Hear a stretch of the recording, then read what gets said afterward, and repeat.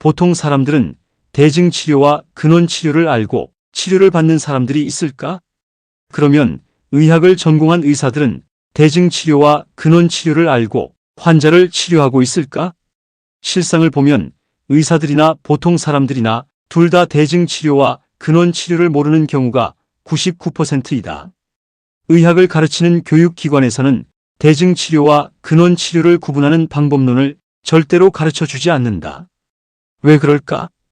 그 이유는 현장에서 의학 교육을 하는 사람들도 대증치료와 근원치료를 구분하는 방법을 배운 적이 없기 때문이다.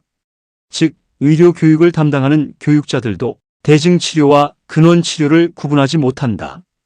그러면 현재 의료 교육은 왜 이렇게 되었을까?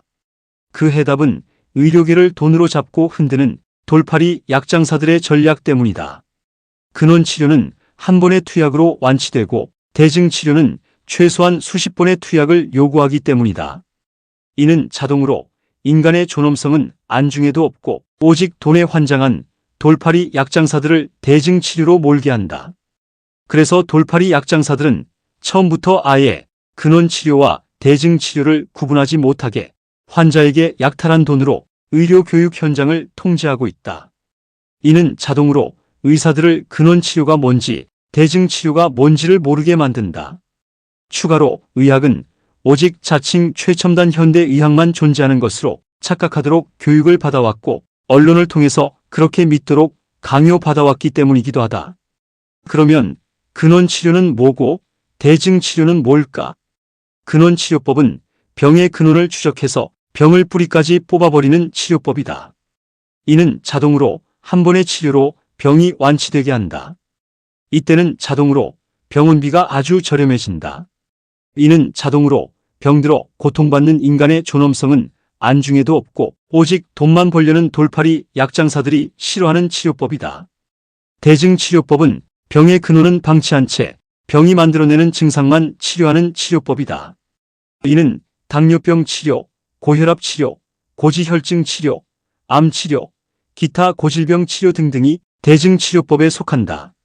이는 사실상 자칭 최첨단 현대의학의 거의 전부가 대증치료법이라는 뜻이다.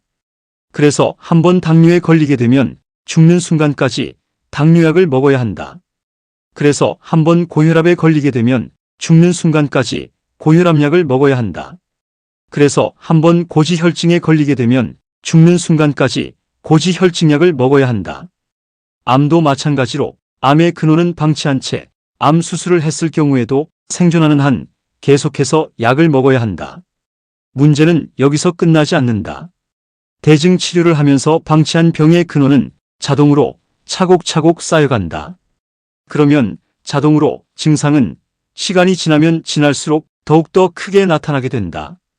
그러면 자동으로 약은 추가된다. 그러면 자동으로 한 알로 시작했던 약은 어느 사이에 한 줌의 약으로 변하게 된다. 그러면 이 문제는 여기서 끝날까? 당연히 아니다. 대증치료를 하면서 방치한 병의 근원은 자동으로 또 다른 종류의 병을 만들고 만다. 이는 자동으로 또 다른 종류의 약을 먹게 만든다. 이 약도 처음에는 한 알로 시작해서 결국에는 한 줌으로 변하게 된다. 그러면 자동으로 이제 종류별로 한 줌씩 두 줌의 약을 먹게 된다. 그래서 대증치료를 오래 받으면 받을수록 복용하는 약의 분량은 점점 더 늘어나게 된다. 이는 자동으로 돌팔이 약장사들에게는 천국을 선물하고 고통스러운 환자들에게는 지옥을 선물한다. 결국에 한 번의 해병은 영원한 해병이듯이 한 번의 환자는 영원한 환자가 되고 만다. 이는 약탈 행위이자 강탈 행위이고 하나의 범죄 행위이다. 그러나 우리는 이런 의학을 종교로 받들고 있다. 이게 자칭 최첨단 현대의학의 추악하게 일그러진 민낯이다. 우리는 이런 사실을 전혀 모른 채 자칭 최첨단 현대의학을 종교로 맹신하고 있다. 이는 의사들을 욕할 문제가 아니다. 의사들도 자기들이 하는 치료가 근원치료인지 대증치료인지를 모르기 때문이다. 의사들은 그냥 돌팔이 약장사들이 처방하라는 대로 처방하고 있을 뿐이니까 문제는 여기서 끝날까? 당연히 아니다. 지독하게 독한 약을 먹기 싫어서 잠시 끊기라도 하면 그동안 차곡차곡 쌓였던 병의 근원이 한꺼번에 폭발하면서 증상도 한꺼번에 폭발해버린다. 이는 자동으로 환자를 대경실색하게 만들고 만다. 이는 자동으로 지독하게 독한 약을 다시 복용하게 만든다. 이제 환자는 완벽하게 돌팔이 약장사들의 노예가 된 것이다. 즉, 이때 환자는 존엄한 인간이 아니라 돌팔이 약장사들의 완벽한 수익 모델이 된다. 이때 더욱더 서러운 일은 소중한 몸은 몸대로 망치고 피 같은 돈은 돈대로 뜯긴다는 사실이다. 이때 자칭 최첨단 현대의학은 이를 아주 교묘하게 포장해서 환자를 속인다. 즉, 이는 금단 증상이라는 것이다. 이는 실제로는 약의 부작용에 불과하다. 분명히 말하지만 이는 금단 증상이 아니라 대증치료의 부작용이다. 이제 이 악순환은 환자가 죽어야 끝난다. 이게 자칭 최첨단 현대의학에 추악하게 썩어서 문드러진 민낯이다. 그러면 이는 도대체 어디에서 잘못된 것일까? 그러면 자칭 최첨단 현대의학이 태어난 서양에서는 처음부터 근원의학은 존재하지 않았을까? 소위 서양의학의 원조이자 시조로 불리는 히포크라테스는 대증치료의 신봉자였을까? 당연히 아니다. 히포크라테스는 근원치료의 신봉자였다. 여기서 아주 재미있는 사실은 대증치료를 전문으로 하는 의사들이 의대를 졸업할 때 근원치료의 신봉자인 히포크라테스 동상 앞에서 대증치료를 다짐하는 선서를 한다는 점이다. 이는 웃지 못할 한편의 블랙 코미디이다. 그러면 이는 도대체 어디에서 잘못된 것일까? 이는 자칭 최첨단 현대의학의 시조로 불리는 사람을 불러내야 한다. 이 사람은 우리에게 너무나도 잘 광고된 파스테르이다. 파스테르는 대증 처방의 시조이다. 파스테르는 병의 근원인 에너지를 무시한 채 생체의 과잉 에너지가 만들어낸 세균에 주목했다. 즉, 과잉 에너지라는 병의 근원은 방치한 채 과잉 에너지가 키운 세균이라는 증상에 주목한 것이다. 이는 자동으로 병의 근원이 세균으로 향하게 했다. 즉, 세균이 병의 근원이라는 것이다. 이런 파스테르의 견해에서 백신이 나오게 된다. 즉, 백신은 전형적인 대증치료의 표상이다. 이는 자동으로 인체의 모든 병은 인체 외부에서 침입한 세균이 일으킨다는 명제를 만들게 한다. 이 세균 이론은 지금도 자칭 최첨단 현대의학의 핵심 이론이다. 물론 세균 이론은 당연히 도전을 받게 된다. 이 도전이 바로 위생가설이다. 위생가설은 인간이 세균과 공존하게 되면 인간은 병에 덜 걸린다는 것이다. 이는 파스테르의 세균 이론을 완벽하게 뒤집는다. 그러나 자칭 최첨단 현대의학은 지금도 여전히 세균 이론을 핵심 이론으로 주장하고 있다. 왜 그럴까? 그 이유는 간단하다. 여기서 핵심은 돈이다. 즉, 세균 이론의 핵심은 세균 이론이 대증치료의 핵심이기 때문이다. 즉, 세균 이론이 깨지게 되면 돈을 갈퀴로 긁어모으는 대증치료가 불가하게 되기 때문이다. 이는 자동으로 돈에 환장한 자칭 최첨단 현대의학에게는 악몽이 된다. 그러면서도 대장의 발효균이 살아야 한다고 역설하면서 발효균의 먹이인 프리바이오틱스는 잘도 팔아먹는다. 파스테르의 세균 이론을 완벽하게 확립한 인물이 코흐이다. 코흐의 세균 이론의 4가지 원칙은 너무나도 유명하다. 코흐의 세균론 핵심은 특정 질병을 앓는 모든 개체에서 해당 미생물이 발견되어야 하며 건강한 개체에서는 발견되어서는 안 된다는 것이다.